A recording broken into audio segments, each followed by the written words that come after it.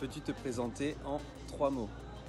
Marcheur, heureux, positif. Pourquoi Supertramp? Mon surnom provient de mon héros, Alexander Supertramp, issu de l'histoire vraie Into the Wild, ainsi que du groupe de musique Supertramp, et ma passion pour les marches longue distance qui donnent souvent des crampes. Crampe aux doigts. 2500 km à pied, ça représente quoi pour toi? Très bonne question. Pour moi, cela représente le bonheur, car le bonheur se trouve dans le mouvement. Tu en as pour combien de temps de périple? Encore 1 mois, et c'est ça qui est beau avec la marche, c'est qu'elle n'a jamais de fin. C'est quoi pour l'instant ton meilleur souvenir? Il y en a beaucoup, mais je pense qu'un très bon souvenir fut avec les policiers en Allemagne, quand j'ai eu très peur qu'ils m'arrêtent, alors qu'en fait, ils voulaient juste discuter avec moi, et on est resté 15 minutes ensemble à prendre des photos, etc. Ça, c'était top.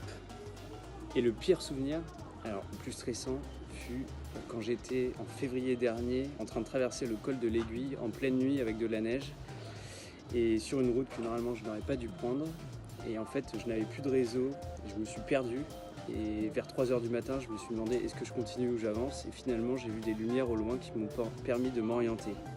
Ça, c'était assez stressant. Et sinon il y a d'autres moments aussi quand je manque de papier toilette. Quel a été ton campement le plus insolite? Sûrement quand j'ai dormi dans un cimetière.